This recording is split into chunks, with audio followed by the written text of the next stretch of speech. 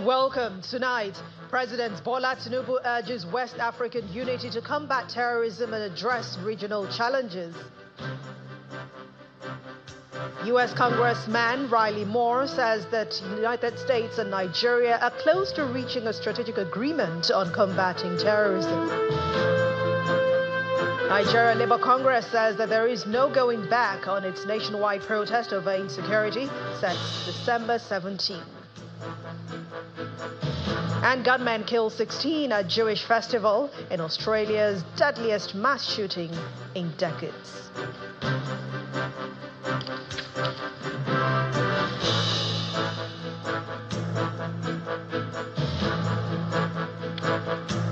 U.S. Congressman Riley Moore has revealed that the Nigerian government and the United States are close to finalizing a strategic security framework just to help combat terrorism across Nigeria. Mr. Moore, who recently visited Nigeria alongside fellow U.S. lawmakers, described their discussions with the Nigerian officials as productive. In a post on X, accompanied by a brief Fox News interview clip, Mr. Moore shared the emotional impact of meeting victims of terrorist attacks, many of whom lost loved ones to violent extremist groups. He also stated that he plans to submit a report to U.S. President Donald Trump recommending ways for both governments to collaborate in preventing attacks on Christians and restoring security. Mr. Moore emphasized that the delegation's talks with Nigerian authorities brought them close to finalizing a framework designed to tackle the threat of ISIS and Boko Haram in the northeastern region, as well as extremist violence in the Middle Belt.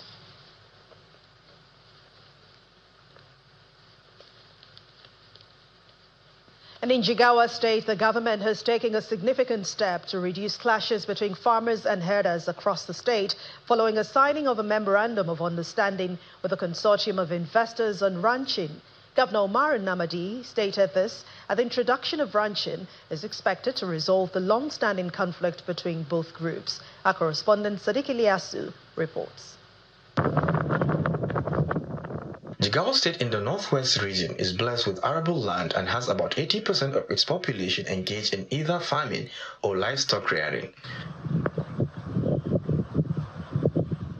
Over the years, farmers and herders clashes in some parts of the state have negatively affected production on both sides.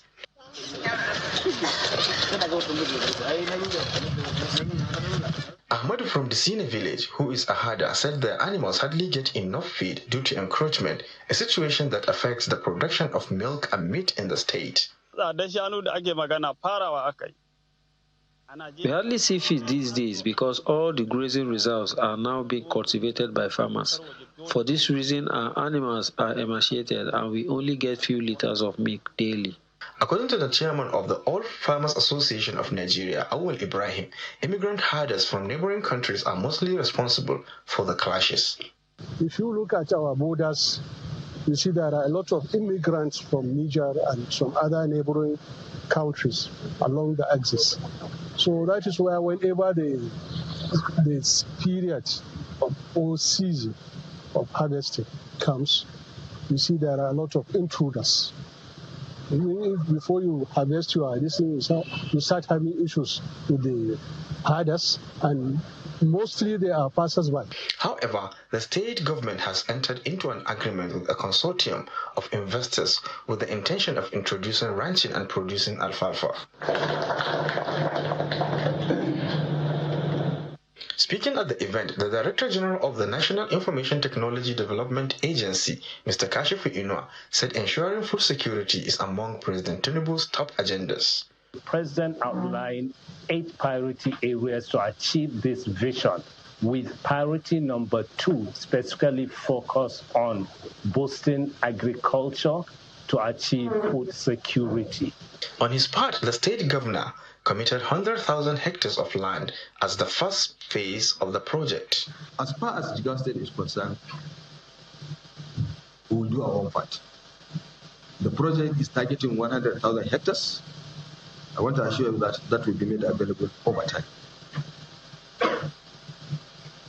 So, Nexim Bank, Jais Bank, Sovereign Wealth Fund, all the funders, I want to assure you that you are investing in a business that is profitable. The ranching initiative is expected to promote peaceful coexistence, boost agricultural productivity, and enhance food security in Jigawa State and Nigeria. Sadiq Ilyasu, Channels Television News. President Bola Tinubu has emphasized the importance of a united front and collective action in tackling the pressing challenges facing the West African region, including terrorism, violent extremism, and unconstitutional changes of government. This message was conveyed through the welcome address delivered by Vice President Kashim Shettima, who represented President Tinubu at the 68th Ordinary Session of the ECOWAS Authority of Heads of State and Government, which was held at the State House Conference Center. State House correspondent Larry Lassisi reports.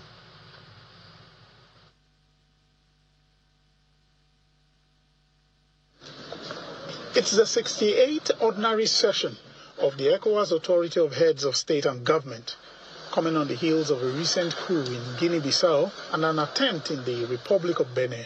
This gathering of leaders is faced with diverse challenges confronting the Union.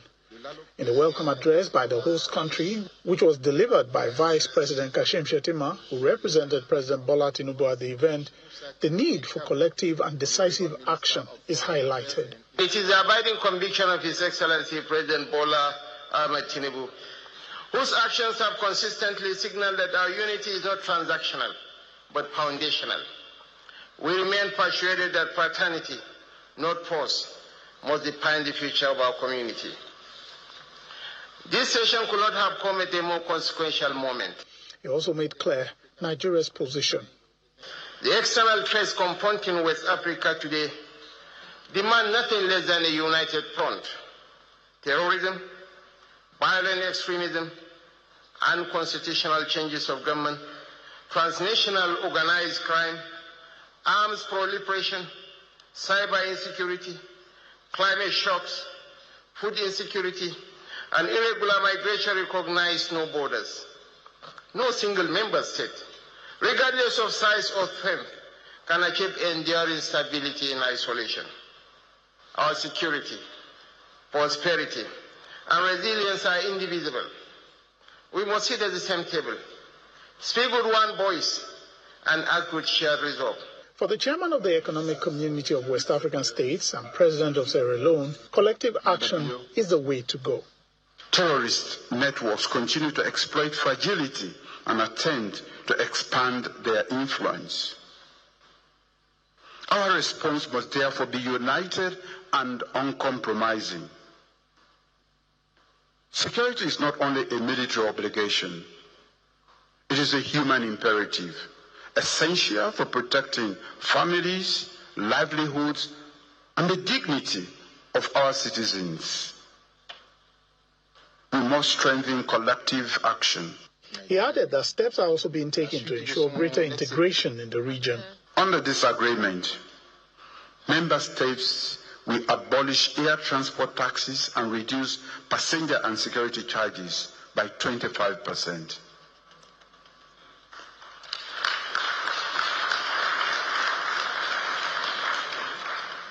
This is a bold affirmation of our collective resolve to ease the movement of our people, deepen regional trade, stimulate tourism, and strengthen the social and economic ties that define our community.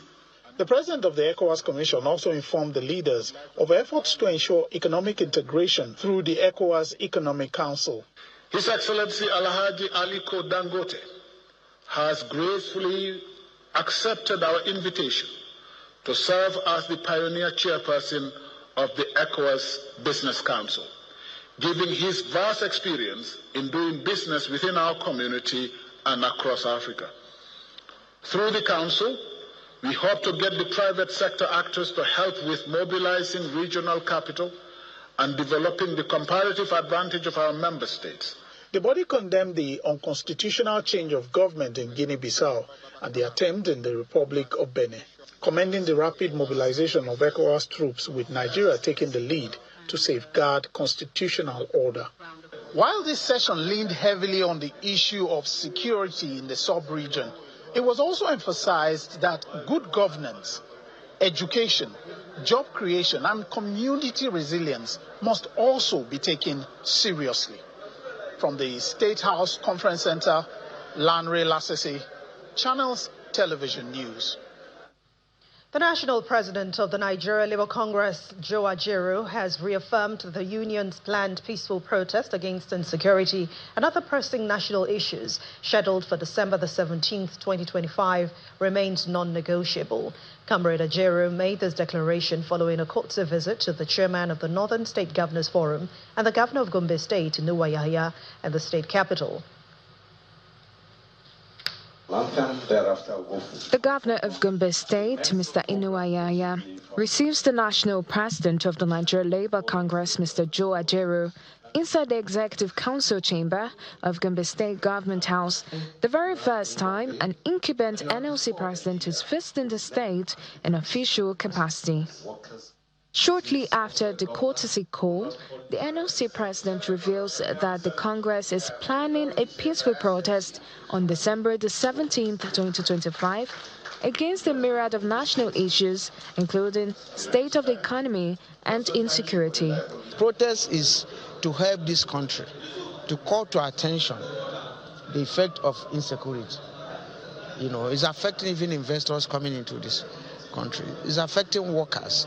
Many workers are being kidnapped on a daily basis. He also comments on the development he has witnessed in an earlier tour of some capital projects spread across Gombe State. We have seen the attempt to build power. We have seen industrial park. So if assuming Gombe fixed power alone, most industries will relocate here. At the three-arm zone, Gombe Central Business District, the NLC president flanks Governor Yahaya to perform the foundation laying and groundbreaking ceremony of an ultra-modern secretariat for Gombe State Council of the Nigeria Labour Congress, as Governor Yahaya reveals his administration's efforts to reposition Gombe State and provide welfare packages for workers. Since I came, there is never a project that I say I will do that I don't do. As said, they are witnesses. So that's what we shall do, and I believe we shall do it correctly. And we shall deliver on time. I'm quite conscious of the fact that this government has only maybe about 1.5 years to go. But this building should not take us 6 months to complete. In his response, the NLC president thanks Governor Yahaya for what he has been doing for workers in the state. NLC does not praise, don't sing praises to anybody. But when we see somebody that is working, we encourage him to do more work. Reward for good work is more work, sir. Governor Yahaya, who doubles as the chairman of the 19 Northern States Governors Forum, promises to help the Nigeria Labour Congress achieve some of its requests bordering on national issues, among others. A private jet operated by Flybird experienced a faulty landing on Sunday at Malam Aminu Kano International Airport, and that's after its nose wheel collapsed on touchdown. Airport sources confirmed to Channels Television that all 11 occupants on board, including 3 crew members, were safely evacuated without any injuries.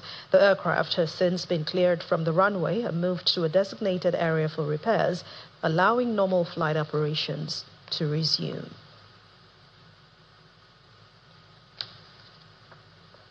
In part 2, after the break, Taraba State Governor Abu Kefas officially joins the All Progressives Congress after receiving his membership card at his ward.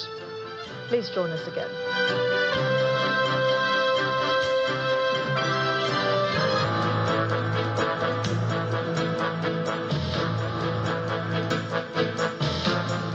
Welcome back. If you've just joined us, you're watching the news at 10 on Channels Television, broadcasting live from Lagos. So a reminder of our main stories. President Bola Tinubu urges West African unity to combat terrorism and address regional challenges. U.S. Congressman Riley Moore says United States and Nigeria are close to reaching a strategic agreement on combating terrorism. Nigeria Labour Congress says there is no going back on its nationwide protest over insecurity, sets December the 17th. And gunman kills 16 at Jewish festival in Australia's deadliest mass shooting in decades.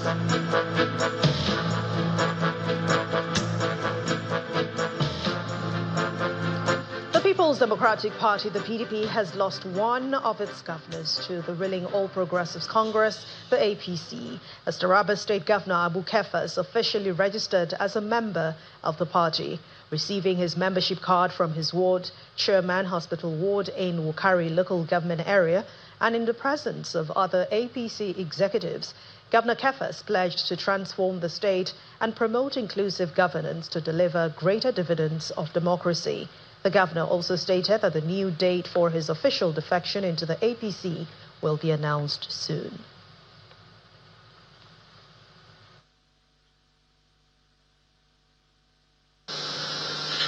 I have written my letter to the concerned leadership of the party, and all programs have been set for our movement to APC on the 19th of November. But in solidarity with national issues, especially the abduction of school children in KB and other places, we decided to suspend it for the future. However, this is one of the processes that we need to embark on. Even if we have done the ceremony, we will still do this. While we await a new date for the ceremony, it is expedient and necessary that we do the registration, fully in the party, to be able to give us the full identity that we deserve, so that we can take charge and put the party straight for leadership in the state. And as the campaign for the 2027 elections gains momentum, the Coordinating Minister of Health and Social Welfare, Professor Ali Pate, has expressed his readiness to serve at any level of government where he may be needed. Speaking on our political program, Sunday Politics, Professor Pate says the consultations with stakeholders are ongoing, and he reaffirmed his availability to serve the current administration or take on any opportunity to serve the people of Bauchi State. 1,000% focused, committed on delivering on what President Bola Ahmed Tinubu assigned for me to deliver in terms of health transformation. I'm also 1,000% committed to helping President succeed politically. And in terms of Bauchi, I know that all of us stakeholders in the state are united in the aspiration that we deliver for the President, and we see that APC takes over the state. Now, time will come, and the time will be when the party, the President, stakeholders will determine.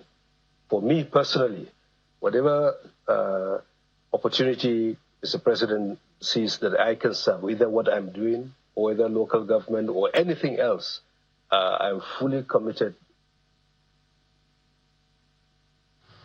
Away from politics now, as the festive season approaches, travelers are already hitting major highways. They're eager to reunite with their families and friends for end-of-year celebrations. But a key route in this journey is the Asaba-Onitsha Expressway, an important link connecting Delta State to the southeastern region. However, ongoing construction and repair works are causing significant delays and challenges for motorists along that crucial corridor. In our next report, we took a look at the impact of commuters and the measures the Delta State government is implementing to ease traffic along the expressway. From the Koka axis to Ezene, the Asaba-Onitsha Expressway is buzzing with activity. Palliative repairs are underway, aimed at improving movement and easing the daily struggles of motorists. The effects are most visible where damaged sections have slowed travel, turning commutes into a stressful ordeal. While many commuters appreciate the ongoing work, some feel the repairs are overdue, especially as the holiday traffic continues to surge. For those who are traveling, coming for the Christmas, but I don't know how they are going to do it, but all I believe is this, this road cannot be concluded before Christmas. Christmas is just 2 weeks from now. And they are going to face a very hectic period, hectic hold up. There's no drainage. And the work started very late. And moreover, the work is very, very slow. They will have done this thing gradually. Now is a period, a festive period, where everybody is busy trying to tidy up for the year, for the end of the year. And yet, all roads now everywhere is in shambles. If the government can learn a lesson from this, I think it will be better, the good for this country and for the government and the masses. Concerns about the travelers during the peak festive period may face longer delays and discomfort. Others, while thankful for the intervention, lament the slow pace of work and urge authorities to step up efforts for faster completion. The remedy to avoiding traffic on this road is for the government to hasten up to see how it can speedily finish the road's construction to enhance easy movement and flow for the travelers. But so far, I see that they are doing good work here, and I believe maybe before the Xmas period completely, this road will be completely done for easy access. To manage traffic, road safety officials have been deployed along the expressway. Their presence is evident as they work to control congestion, ensure smooth vehicle flow, and navigate motorists through narrow, construction-affected areas. We are trying our best to make sure that we have free flow of traffic. Like as you can see, we have more traffic going from Asaba to Onitsha due to maintenance of road down there.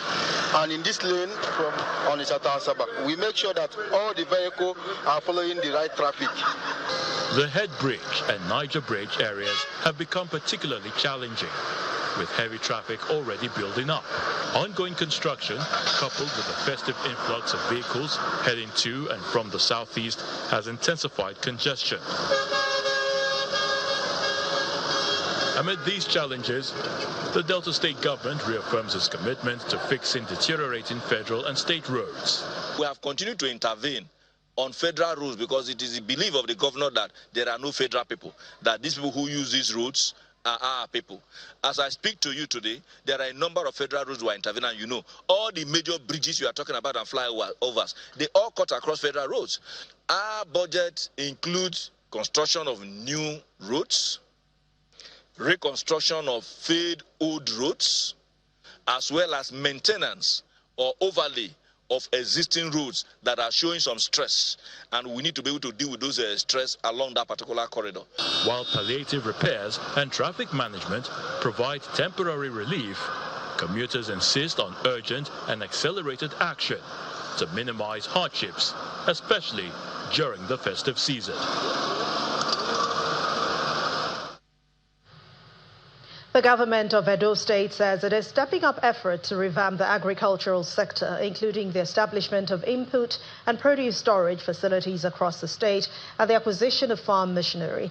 The Commissioner for Agriculture and Food Security, Jerry Owangwe, told Channels Television in Benin City, the Edo State capital, the plans are also underway to make the 400-hectare Udomi maize farm productive all year round. He says that other crops, which the state has a comparative advantage, will be intensified to meet the growing demand. Our correspondent Jessica Olubushere reports.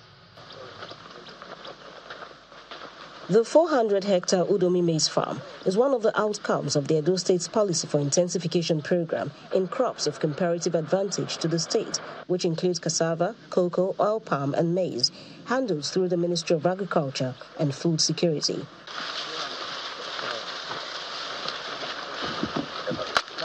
When Governor Monday Okpewulu and his team visited the farm weeks ago, his reaction to the yield, which was about ready for harvest, was one of satisfaction. It's a practical farm and a practical governance. That is what you are saying. We don't just talk. We do it for you to see. This is the farm. The Commissioner for Agriculture, Jerry Owangwe, gives more insights into the Back to Farm initiative, hinting at plans to farm year-round to meet demands and ensure food security. The governor, in his wisdom, set up that initiative to encourage the youths, the women in the society, and the farmers to go back to farm. Harvest is currently ongoing now. We have off-takers already. who's there to take off everything we have harvested, and it's never enough. I know they told us about close to about 100 tons of maize that will be needed on a daily basis. He explains that the government's strong belief that mechanization is essential for boosting large-scale production of these crops led to the recent purchase and launch of farming equipment. We have procured over 36 tractors, 5 bulldozers, the tractors with implements, all the implements you can think of, and 5 bulldozers. He also bought a low-bed trailer to convey this equipment. Aside from mechanization, another area the state government is said to be focused on to encourage the Back to Farm initiative is the setting up of storage facilities for input and produce across the 3 senatorial districts of the state. Jessica Luguse, Channels Television News. Over 300 former security volunteers who served during the insurgency period in Adamawa State have now been trained in various skills and provided with the necessary tools for self-reliance. The training program is a collaborative effort between the Adamawa State Government and the United Nations Development Program UNDP and the European Union, and target volunteers from Madagali and Yola North local government areas of the state. This demobilization and transition program by the Adamawa State Government in collaboration with the United Nations Development Program and the European Union seeks to empower 300 women and youths with the necessary skills to be gainfully engaged outside the security schedule. The community engagement analyst of the UNDP and the Commissioner for Rehabilitation, Reconstruction, Reintegration and Human Services, who is represented by an official of the ministry, speak on the significance of the event. At its core, the SD trial seeks to strengthen community-driven reintegration and reconciliation, ensuring that former associates of non-state armed groups, women and children and other forcibly displaced individuals can return to their communities with dignity, with safety, and with opportunities. As members of voluntary security groups and host communities, you have played a vital role in keeping your environment safe, supporting early warning systems, and promoting community cohesion. The beneficiaries are grateful and say they are now empowered to be more self-reliant. We have been able to train when we got this. We thought it would be a tall order, considering the nature of the work. But of course, we took on the challenge with the support of the state government that created the enabling environment and collaborated with us, and with the funding from the UNDP, we were able to do this training effectively. I believe that we are going to use these skills to make the state better, to improve the GDP as earlier said, and we are grateful to all our trainers. The volunteer security personnel who were trained in POP, pot making, solar installation, fashion design, among other skills, are presented with starter packs and cash to enable them start their own business. With the key outcomes of demobilization and support of volunteer security outfit in insurgency-affected areas, this intervention is expected to improve the standard of living of beneficiaries amidst economic hardship and enhance their livelihoods. Still ahead on the news at 10, Eko Hotel and Suites officially kicks off its much-anticipated tropical Christmas wonderland, lighting up its premises in a spectacular fashion. Please join us again.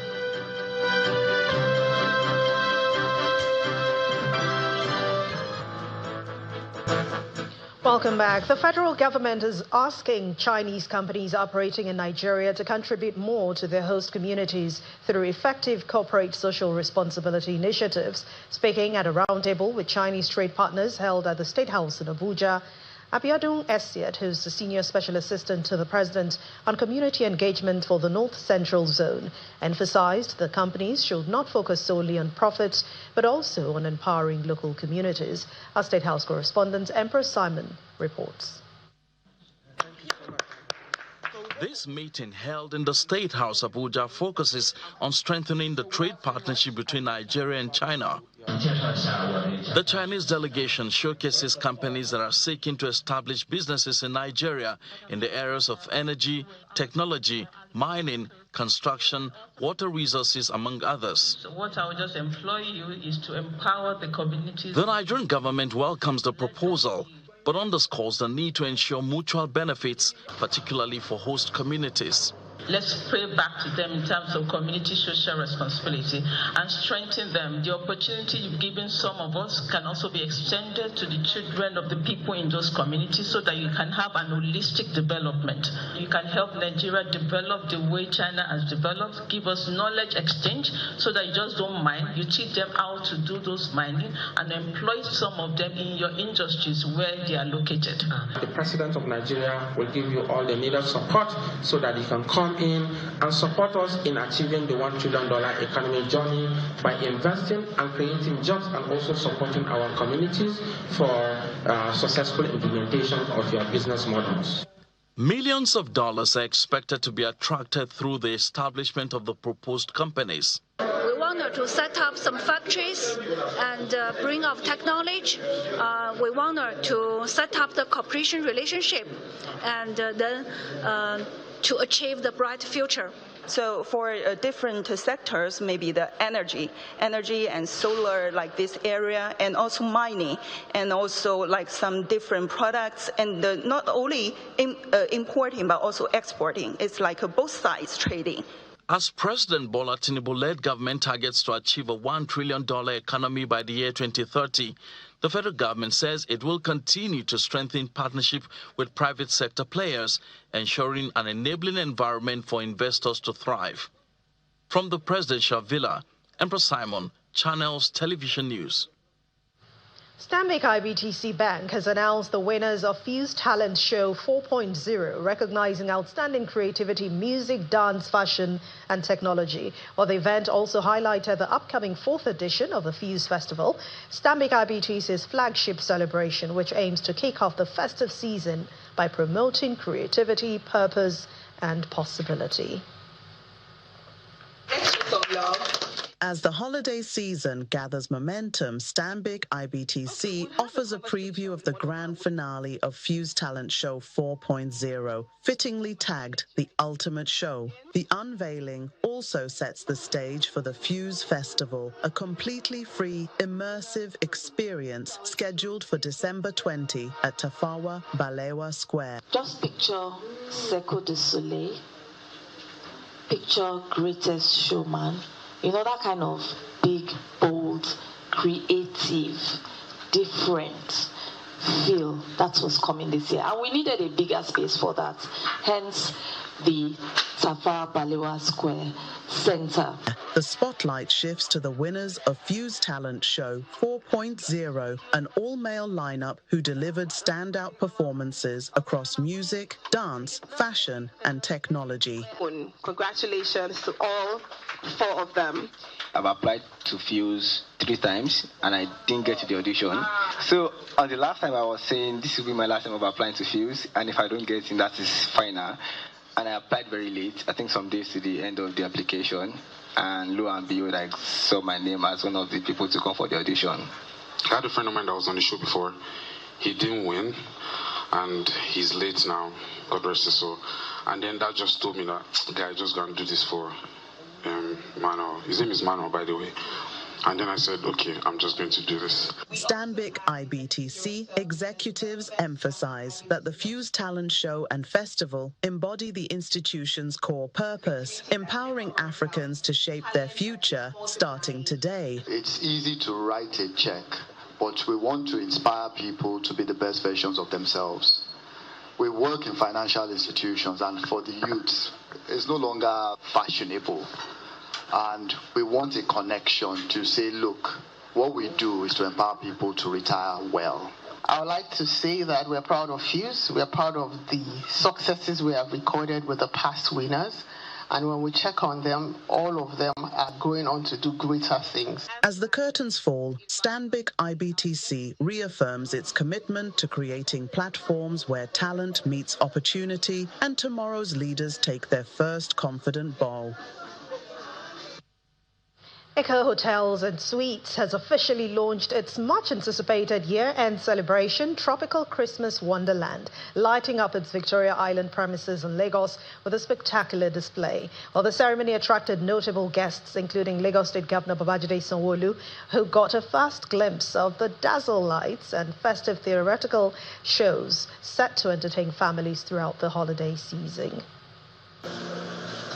A select audience gets a special first look at a modern musical retelling of Mary's biblical story, reimagined for the stage with spectacular performances and choreography. The 30-minute snippet is just a taste of Mary the musical, part of nearly 2 hours of African-themed performances at Eko Hotel and Suites this holiday season, including Pride Land musical and breathtaking circus shows.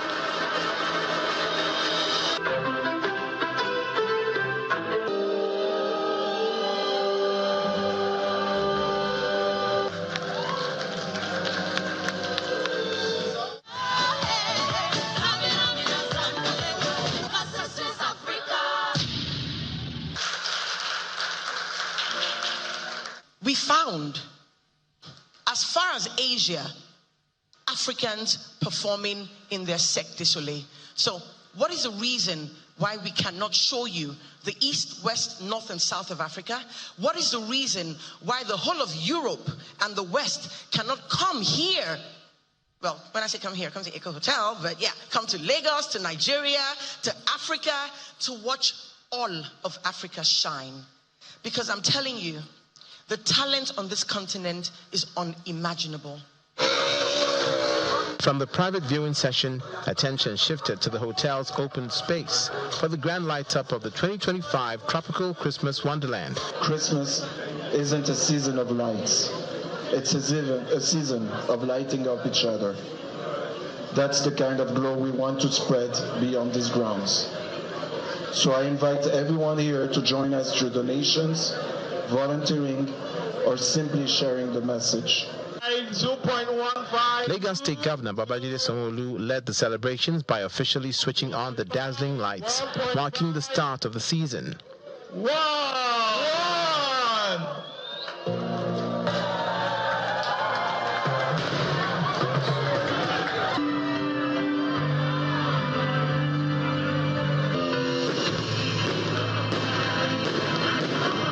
The 2025 edition, themed Kingdom of Lights, blends African culture with the universal magic of Christmas. Families can enjoy the festivities from December 20th, 2025 to January 2nd, 2026.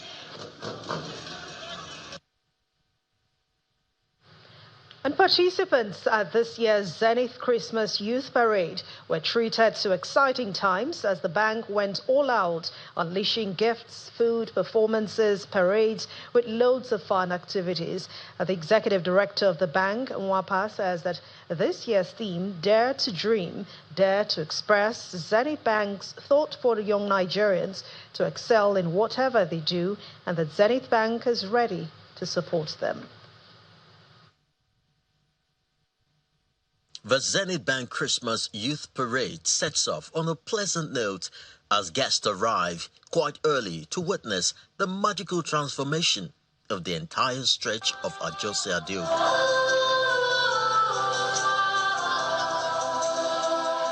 Laughter, smiling faces, and a lineup of fun activities to give participants memories to last a lifetime.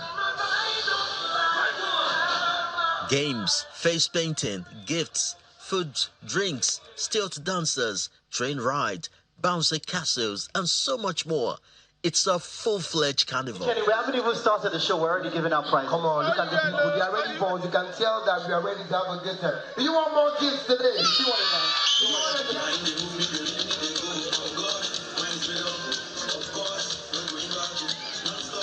The theme for the year, Dare to Dream, expresses Zenith Bank's thought for young Nigerians as captured by the executive director. Never on underestimate your abilities, stay curious, stay determined, and keep taking steps that lead you towards the future you desire. Zenith Bank remains committed to supporting you on this path. We believe in your potential and will continue to create opportunities for you to learn, grow, and become. The parade proper is a delight.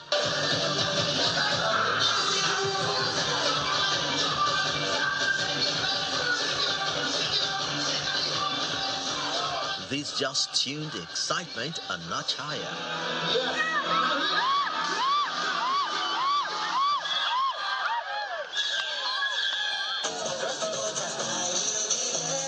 The management speaks on why the bank has adopted this annual festival and also leaves a message to Nigerians. We believe that the youth are the future of this nation, and we trust and believe that it's our responsibility to ensure that we promote an engagement that enables the youth to express themselves and to develop themselves, to utilize their talents. The theme for this year's Youth Parade is Dare to Dream, Dare to Be, because it serves as a powerful call to action and inspiring our youth, to transform their imagination to reality through powerful vision and courage.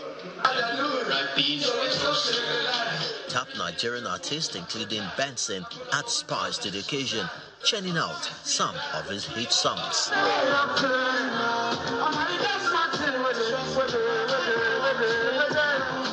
There is no doubt that Zenith Bank poured its heart into making the Christmas Youth Parade memorable. And now participants would look forward to a beautiful 2026. And as the festive season approaches, soaring prices and low consumer spending are affecting both traders and shoppers in Port Harcourt, the River State capital. To ease the burden, the River State government has launched the second edition of the River's Christmas Discount Market, providing relief and festive savings for residents. Our correspondent Deborah Sima examines how this initiative is impacting local traders and buyers and whether it is successfully brightening the holiday season. Across Port Harcourt's open markets, traders report sluggish sales, attributing slow business to economic hardships and weak consumer demand. Foodstuff sellers note that prices have surged by 30 to 40% due to the season, while clothing traders struggle to raise prices, citing low customer turnout. Business is not the move. Market too cost. Money no, they made them pay workers, made them come they buy from us. See here now, from here to main road, nobody enter market. Even though they enter, they no go buy where, they no go price it because money no day. Everybody is complaining of poor economy, that they wish to buy, but they don't have the finance. They don't have money to buy. They don't have money to buy. The workers are complaining that they are not being paid. The business people are complaining they are not selling. So there is no way. And people, the little one they have, they want to save it so that they can be able to pay school fees next year, house rent, and the rest. Shoppers speaking anonymously revealed that rising food costs are forcing households to prioritize essentials over festive shopping. At the River State Christmas Discount Market, activity is vibrant and bustling, running from December 5th to 15th. The market draws residents eager to avoid holiday price surges. Vendors and buyers confirm that goods are more affordable thanks to zero rent fees offered to stallholders. It was fun. A lot of people calling you to come and check out what they have. Things you've never seen before, a lot of colors. Yeah, I liked it. There were a lot of varieties of things I have never seen that I saw today. It's bright, it's beautiful. People are making sales and we are having fun at the same time. So we are really, really grateful for this great opportunity. River State Commissioner for Commerce and Industry, Joe Johnson, explains that the market is a brainchild of Governor Similayo Fubara, designed to cushion the cost of living during the festive season. The program runs up to 10 in the night, starts from 8 in the morning till 10 in the night. And a number of very quality customers have come. The vendors that are here, some are manufacturers, some are also doing bulk sales. Facilitators report that approximately 480 shop spaces have been allocated, accommodating vendors across foodstuff, clothing, electronics, and household items. 4 days before we started the discount market, we inaugurated a committee, different sector of committees like the price monitoring committee, emergency committee, sanitation committees. So their duties is to go around the market. First, the monitoring committee to go to the market, the conventional market, to get the price of items there, come back to us here when the market has started. So they're on ground. And so while the sellers at the other normal markets are complaining of low sales, and even some buyers are saying that goods are on the rise, especially foodstuff, people in this market seem to have a different experience. At the River State Discount Market 2025, well, we do hope that this is able to ameliorate the sufferings of people at this point, or at least help Rivers residents have opportunity to buy goods that they need for the season. From River State capital, Port Harcourt, Deborah Miefe-Beresima, Channels Television News. In the world of sports, Super Eagles goalkeeper Stanley Nwabali and Francis Uzoho midfielders Fisayo Dele Bashiru and Akinsomiru Ebenezer are the early birds as the Super Eagles camp officially opens in Cairo, Egypt. Also, all coaches and backroom staff are in the camp ahead of the friendly against the Pharaohs of Egypt in preparation for the 2025 Africa Cup of Nations in Morocco. The Eagles will take on the Pharaohs of Egypt on Tuesday, December the 16th, and they will leave 2 days later for Fez, where they will play their opening game in Group C against Tanzania on December the 23rd, before facing Tunisia and Uganda in the group phase. Meanwhile, goalkeeper Francis Uzoho is excited to be back to the Super Eagles squad for the Africa Cup of Nations after a long absence. He says that he is now ready to blend with the other selected goalkeepers and give his best as the Super Eagles are now looking for a 4th African title in Morocco. The Nigeria Premier Football League Matchday 17 produced 2 away wins from 7 games played this evening across the country. Visiting Shooting Stars of Ibadan beat Barao FC 1-0 in Kano to record their 7th win of the season in 17 games. Sadiq Ibrahim got the only goal of the game in the 9th minute of the first half. In Yenagoa, the Bayelsa United edged reigning champions Remo Stars 2-1. Fabi Clark and Emma James scored both goals that handed the host maximum points. Enyimba beat Kwara United 3-1 in Aba. Visiting Abia Warriors edged host Khan Khalifat 1-0. Niger Tornadoes enjoyed a 3-0 home against El Kanemi Warriors. And for Plateau United and Nasarawa United, they played a goalless draw at the new Jos Stadium. In the English Premier League, Manchester City thumped Crystal Palace 3-0 earlier today to move back to within 2 points to Premier League leaders Arsenal, as Aston Villa kept top their own title charge. Elsewhere, Nottingham Forest demolished struggling Tottenham 3-0, while Sunderland saw off local rivals Newcastle 1-0 thanks to a Nick own goal. But Villa started their match at the London Stadium as the form team in the league with 9 wins in 10 matches. The victory now leaves Unai Emery's men just 3 points behind Arsenal, while West Ham remains stuck in the relegation zone. The Senegal coach Pate has named his 28-man final squad for the CAF Africa Cup of Nations, selecting 3 players carrying injuries as the hope to reclaim the African title in Morocco. The Teranga Lions, who lifted the trophy for the first time in 2022, began their campaign on December the 23rd against Botswana, and that's before facing Benin Republic and DR Congo in Group D. Despite concerns over fitness, he insists that all 3 doubtful players are expected to recover in time for that tournament. Away from sports and outside our shores, at least 16 people have been killed in a shooting at Bondi Beach, New South Wales in Australia. 29 of them have been taken to hospital. This happened at an event at the beach marking the start of Hanukkah, which has more than 1,000 people in attendance. Police say several improvised explosive devices were removed from a nearby vehicle, which they say was linked to the deceased offender. Police reports that one gunman has been killed and a second is in critical condition. The iconic shores of Sydney's Bondi Beach became a scene of terror on Sunday evening after a mass shooting left at least 11 people dead. Authorities have since revised the figure upwards. The gunfire erupted near Campbell Parade at about 6:45 p.m. local time as thousands gathered for the Chanukah by the Sea Festival. Witnesses described rapid gunshots, screaming crowds and people running to cover the beachfront. Yeah, so we're sitting on the grass and there was about 6 shots that sounded like fireworks, but then they didn't stop and they kept going for about 2 to 3 minutes, about 40 to 50 shots, and then stopped for about 10 seconds and there was just another 2 shots. New South Wales Police said the immediate threat was neutralised following a large-scale response involving more than 25 emergency units. One alleged gunman was shot dead at the scene, while a second suspected shooter was taken to hospital in critical condition. A member of the local Jewish community said the timing and nature of the attack appeared deliberate. It's a kids' party. Hanukkah is primarily for kids. This person who went there, he knew what he was doing.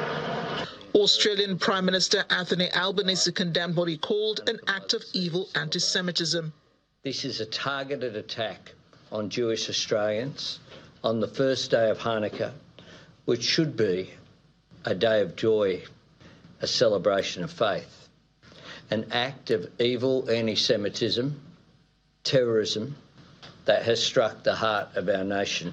The Israeli President Isaac Herzog condemned the shooting as a cruel attack and expressed his condolences. The entire nation of Israel misses a beat in this very moment as we pray for the recovery of the wounded, we pray for them, and we pray for those who've lost their lives.